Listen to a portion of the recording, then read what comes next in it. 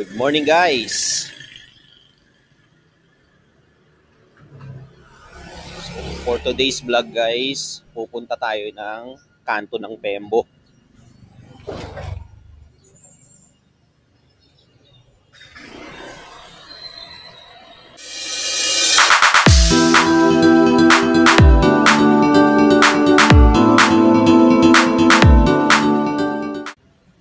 Kasi bibili tayo ng pansit dun sa restaurant dun sa labasan.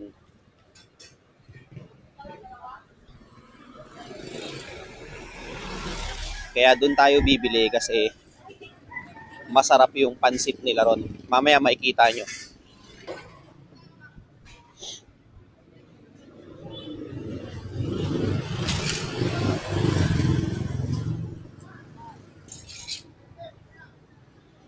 Bibilis naman ng mga sasakyan ngayon.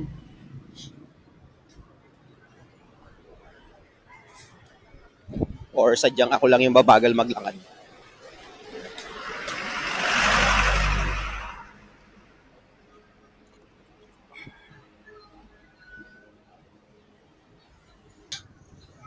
Yung bibilihan nga pala natin ng pansit guys, ang name ng restaurant nila ay Big Sisters. So nagtitinda sila ng mga lutong bahay, ng mga ulam, pang merienda, saka ng basta anything na pagkain. At hindi ito yung usual na pansit na binibili natin tuwing umaga kay ate, yung 20 pesos. Siyempre pang breakfast yun, yung 20 pesos. Na mura na masarap. So na nauubos bago dumating yung 6 AM, di ba? Kung naaalala nyo, may 2 or 3 vlog tayo kay ate na bumili tayo ng breakfast doon around 5 AM. So samahan nyo ako guys. At ngayon nga pala ay 27 ng August. Katatapos lang umambon, buti naman huminto. Actually, simula pa kaninang madaling araw, dire-diretso yung ulan. Pero ngayon, papitik-pitik na lang. Makikita niyo yung kalangitan guys. So, sobrang dilim pa rin. Kapal ng ulap. Umidlip muna tayo. Kaya, ngayon lang tayo nagising. 10:30 AM.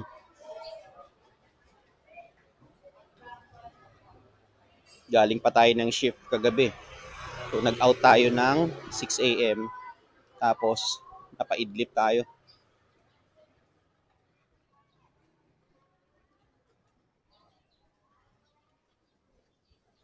Itong nilalakaran ko, kami lagi ni wife dumadaan kasi mas malapit to eh. Tapos kakanan tayo dyan sa may bandang dulo. And then, diretso na. Yun, kaysa doon tayo sa highway, may mga tricycle. Tsaka ibang sasakyan. Dito tahimik. Mamaya ulit. Few moments later. So, back to the vlog guys. Nandito na tayo sa highway. I mean sa main road. Yan. Makita nyo yung kapaligiran guys. So, sobrang gloomy. Kasi for sure mamaya babagsak na naman tong ulan. Kasi madilim-dilim pa yung kalangitan eh. Kapal pa yung ulap oh. Buti na lang kamo, hindi siya mainit.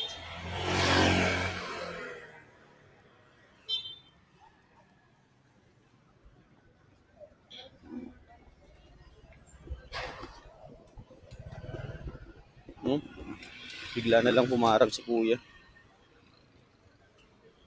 Parang walang nakita naglalakad.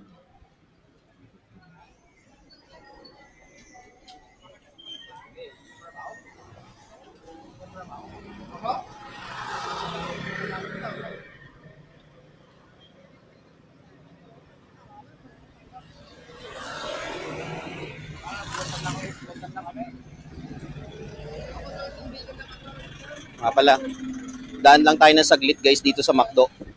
Kasi may bago silang nilabas na na collectible items, yung baso na transparent. Kung hindi nyo itatanong, collector ako ng mga McDo glasses na mga ganda. Silip tayo. Thank you.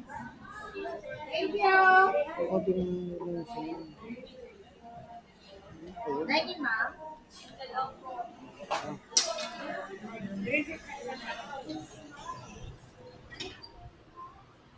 Ayun, nakita nyo naman, di ba?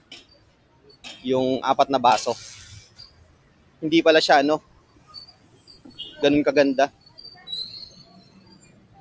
Parang na-disappoint ako dun, Kasi yung Coca-Cola na binili ko ng mga collectibles na glass dyan, is ang ganda nung ang ganda nung pagkakagawa.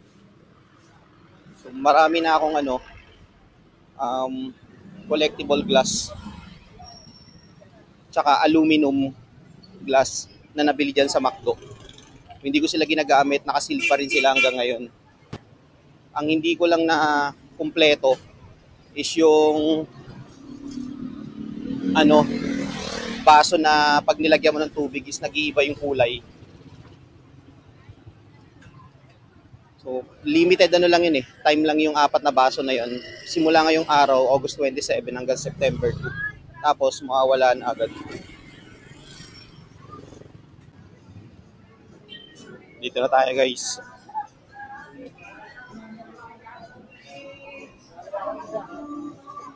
Sinabi ko sa'yo na kaya kong limutin ka. Pakita ko sa inyo mamaya kung saan tayo bibili ng pansit.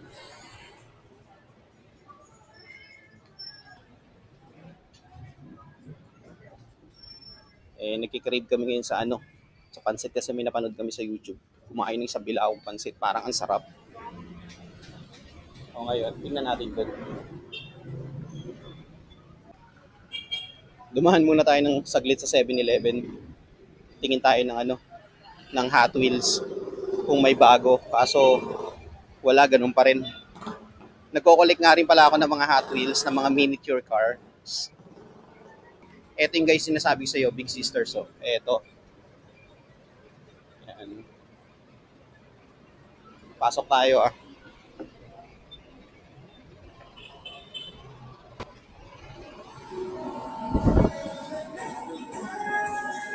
Dito tayo bibili ng pansit.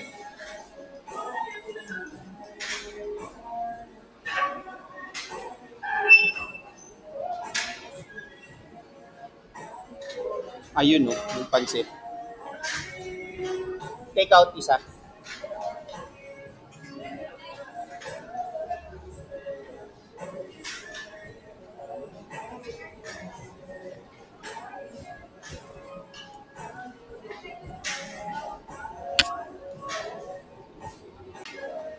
So, okay guys, napinili tayo ng pansit. Uwi na tayo.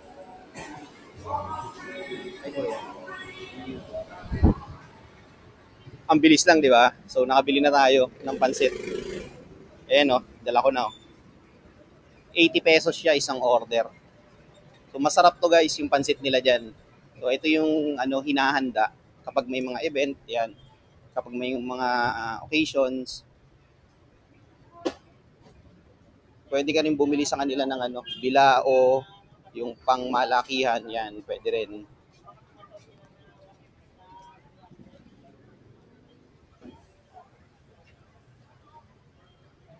Nandito na tayo guys, papasok na tayo uli ng Barangay Pembo. Ayan yung arko.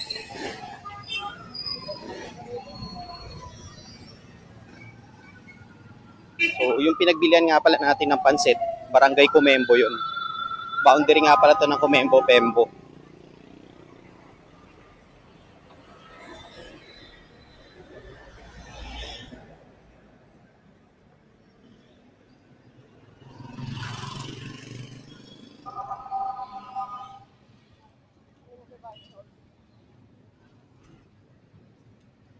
Mainit-init pa yung pansit Sarap kainin nito sa merienda mamaya.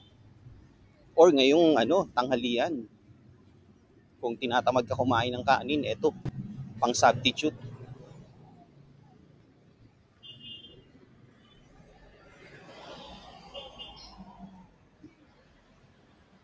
Pero again, kung gusto niyo ng murang pansit at very affordable na price, punta kayo kay ate dito sa Dahlia Street. Kung taga Pembo kayo so, may papanood nyo naman sa vlog ko guys makikita nyo doon kung saan siya nagtitinda. Kung taga Kumembo kayo at plan yung bumili ng pansit na madaling araw, ayun, panoorin nyo lang yung vlog ko. Or ililink ko nga pala yung yung description sa comment box para click nyo na lang.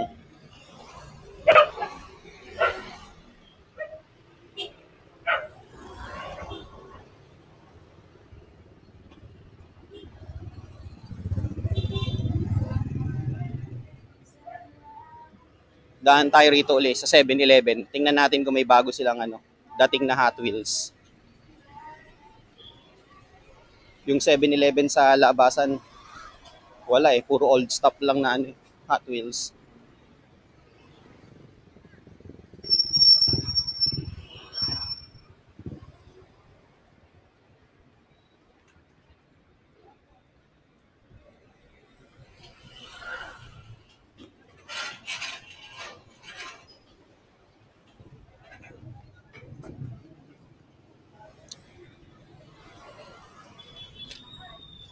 Silip tayo na mabilis dito guys sa loob.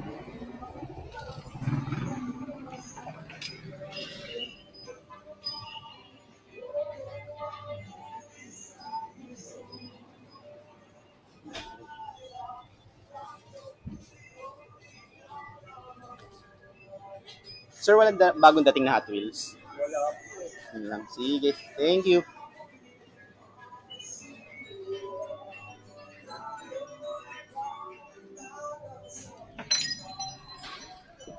So, ayun. Nakita nyo naman siguro sa video ko. 3 piraso lang yung Hot Wheels nila. Yun yun. Wako. Ito, kaya ako kaya. Sa mga nangongolek nga pala ng ng Hot Wheels, makakabili kayo sa 7-Eleven. Hindi lahat ng 7-Eleven meron lang mga branches na na nagki-carry ng Hot Wheels. Kahit dito sa Uncle John's meron silang Hot Wheels diyan. Syempre, kung mapapasyal kayo sa mall, daan na kayo doon sa Toy Kingdom. Toy Kingdom, Toys R Us, Oli Kids Store, yan. SM, meron yan. Nagki-carry sila ng Hot Wheels dyan. Sa mga gusto lang mag-collect tsaka sa mga nagko-collect. Okay, mamaya uli guys. One eternity later. Ito pala yung mga kasama na security guard sa mga Palawan. Sana maging alert to. Always alert. At saka maging ibat sa mga thank you very much. Okay. Thank you very much, sir. Ayun. Nakita tayo ni Sir nagba-vlog. Tanong niya sa atin, akala ko kung anong sasabihin niya sa akin. Tinanong niya kung anong klaseng camera daw yung hawak ko kasi ang liit. Ayun, sabi ko, siya, vlogging camera siya na action camera. So, pocket camera siya. So, ayun, tinanong ko siya, since kausap ko na si Sir, kung meron siyang isa shoutout. Meron naman. So, ayun, shoutout sa iyo, Sir. Yun, sana mapanood mo tong vlog na to. Mamaya, i-upload ko na to. Okay? Natutuwa naman ako kay Sir kasi kahit papano na recognize tayo.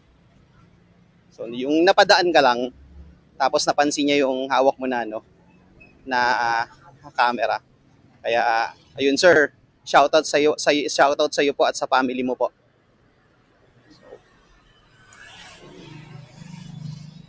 Malapit na nga pala tayo guys dito sa street namin. Ayan.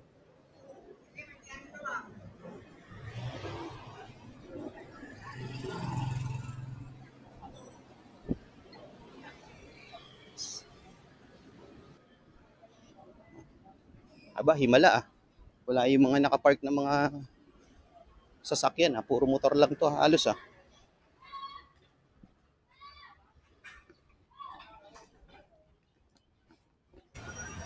Okay guys, nandito na tayo sa street namin. So dito ko natatapusin guys yung vlog ko.